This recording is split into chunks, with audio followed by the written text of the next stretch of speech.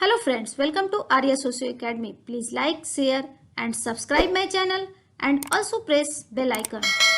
आप जब मार्क्स का अध्ययन करेंगे तो वहाँ आर्थिक निर्धारणवाद आप शब्द सुनते हैं, आर्थिक निर्धारणवाद, क्योंकि आपने अभी तक जो भी देखा कि वो क्या है, मुख्य रूप से उत्पादन प्रणाली को, अर्थ को वो प्रमुख मानते हैं। उसी के आधार पे कहते हैं कि समाज में परिवर्तन आता है, समाज में जो भी इतिहास रहा है वो क्या है, अर्थ के आधार पे समाज चलता है और अर्थ पर ही सब चीज टिका हुआ है। ये कहते हैं कि एक इसके लिए मैं ये डायग्राम बनाती हूँ आपके लिए।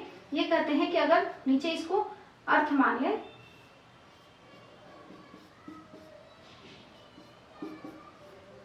ये कहते हैं कि इसी पे क्या है,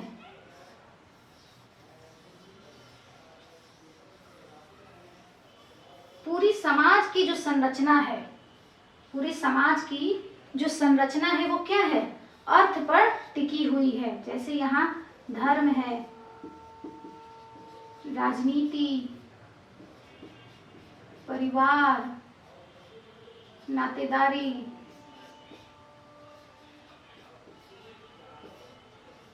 व्यवस्था, परिवर्तन,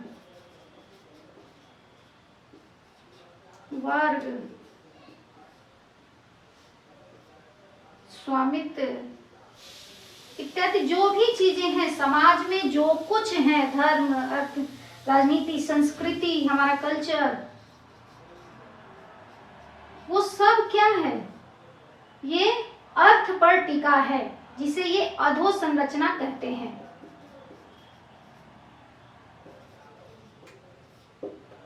और जिसको ये अधिसंरचना कहते हैं। संरचना को दो भागों में बांटते हैं, एक कहते हैं अधोसंरचना और एक कहते हैं अधिसंरचना। अधोसंरचना क्या है, बेसिक अर्थ है, मुख्य रूप से आर्थिक है, जिस पर ये क्या है, पूरी हमारी व्यवस्था, समाज की जो व्यवस्था है, पूरी व्यवस्था इस अर्थ पर टिकी हुई है, इसलिए इन्हें यहाँ आर्थिक निर्धारणवादी भी कहा जाता है। यहाँ संरचना को ये दो भागों में बांटते हैं, एक अधिसंरचना और एक अधोसंरचना।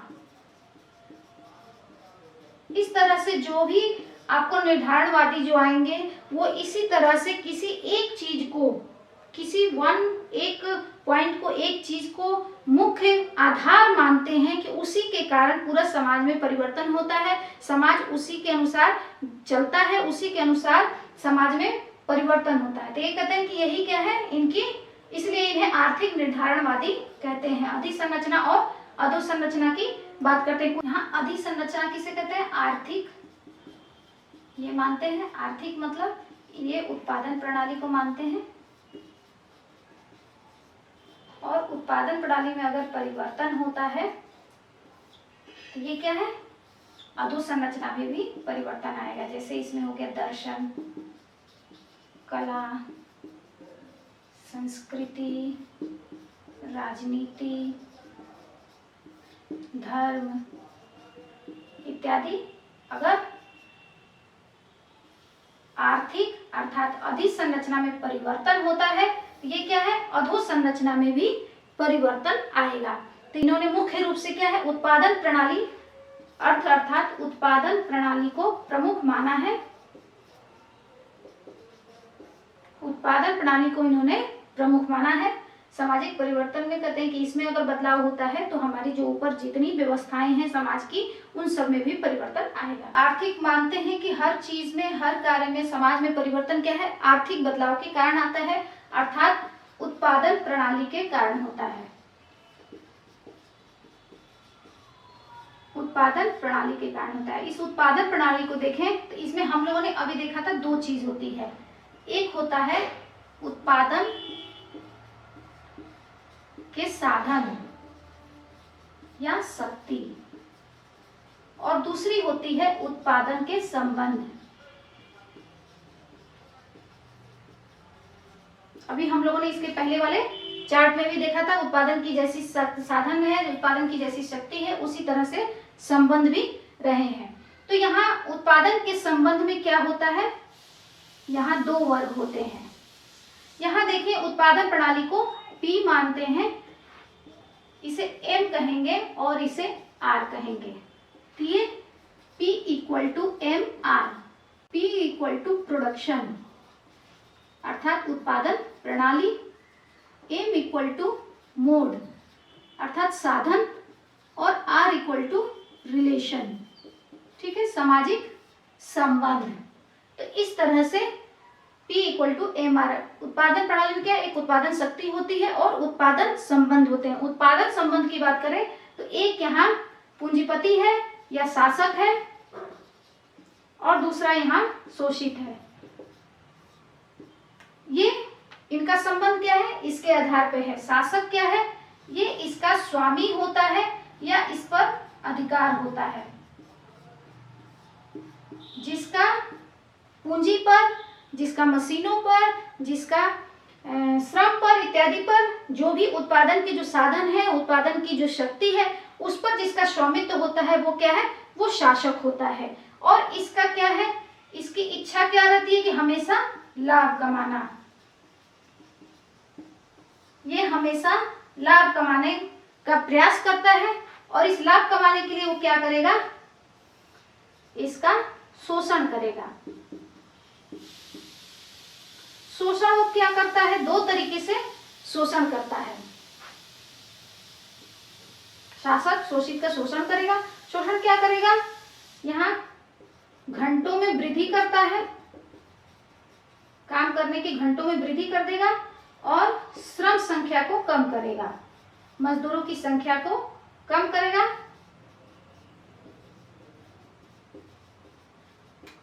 तो इस तरह से ये क्या है, शासक क्या करता है, ये जो उत्पादन के साधन है उसका स्वामी होता है और वह अपने लाभ कमाने की इच्छा से इस शोषित का शोषण करता है और शोषण में वो घंटों में वृद्धि करता है और श्रम की संख्या कम करता है। इससे क्या होता है, शोषित जो वर्ग है ये स्वयं में वर्ग बनाता है, स्वयं में वर्ग। उसे चेतना नहीं होती है कि वो किस वर्ग में है। जब उसमें चेतना आने लगती है, जब वो समझने लगता है कि हम लोग सताए जा रहे हैं, हम लोगों का शोषण हो रहा है, तब वो क्या हो कहलाता है, वो स्वयं में वर्ग कहलाता है। और जब यह उसका सोचना या उसका जो ये विचार है, जो उसकी चेतना है, जब सामान्य रूप से अन्य जो श्रमिक है सब में एक जैसी हो जाती है, तो वो स्वयं के लिए वर्ग बना लेते हैं।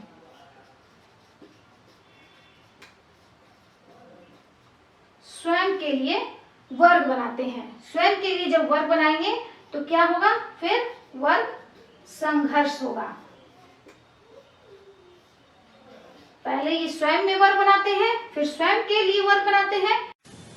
इस प्रकार वर्ग संघर्ष द्वारा पुराने समाज में परिवर्तन होता है और नए समाज की स्थापना होती है। तो यहाँ देखें, पहला आता है आदिम साम्यवाद। आदिम साम्यवाद में कहते हैं कि यहाँ क्या है, उत्पादन की शक्ति कुछ भी नहीं है, अर्थात लोग घुमक्कड़ होते थे, उनका कोई स्थायित्व नहीं था, वो जानवरों को शिकार करते थे इत्यादि। ये क्या है, समूह में रहते थे। तो इस तरह से क्या है, वहाँ उत्पादन शक्ति का अभाव है और वहाँ संबंध क्या है, घनिष्ठता मूलक है। वहाँ कोई निजी संपत्ति नहीं थी, कोई अपना धन नहीं था, किसी को कुछ बचाना नहीं था, किसी को कुछ दिखाना नहीं था। तो वहाँ क्या है, संबंध क्या है, बहुत घनिष्ठता मूलक थे। उसके आगे जैसे समाज का अब विकास होता है, तो यहाँ हमारी उत्पादन प्रणाली में परिवर्तन जब आता है, जब हमने पत्थर के औजार बनाने शुरू कर दिए, पशुओं का पालन शुरू कर दिया, उस समाज को ये क्या कहते हैं, प्राचीन समाज कहते हैं। और उस समाज में क्या है, जिसके पास औजार होने लगे, जिसके पास पशु अधिक मात्रा में होने लगे, तो वो क्या है, वो स्वामी होने लगे, वो मालिक होने लगे, और जो बाकी लोगों पे वो अपना दबाव बनाते थे तो वो दास हो गए। तो यहाँ दो वर्ग देखने को मिला, मालिक और दास। यहाँ उन्होंने दो वर्ग की चर्चा की।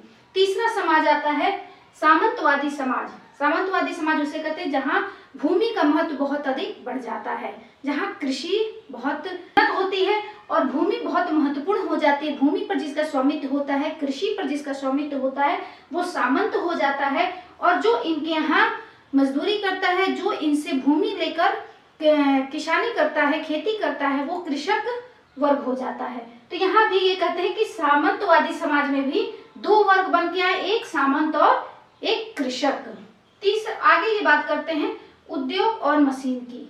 जब हमारी उत्पादन प्रणाली कृषि से विकसित होकर मशीन की तरफ आई, उद्योग लगने लगे, तो क्या हुआ, पूंजीवादी समाज आया। और पूंजीवादी समाज में भी फिर वहां दो वर्ग बनने लगे।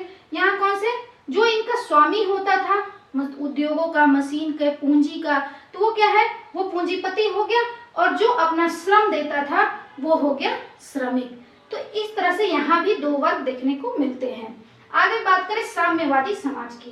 ये कहते हैं ये कल्पित है, ये इनका प्रोडक्शन है। कहते हैं कि जब पूंजीवादी समाज में क्या है, ये श्रमिक वर्ग है, सर्वहारा वर्ग है, जब यह क्रांति करेगा साम्यवादी समाज में परिवर्तित हो जाएगा। इसी प्रकार आर्थिक उत्पादन प्रणाली द्वारा ही समाज सदैव परिवर्तित होता रहता है। Please like, share and subscribe my channel and also press bell icon.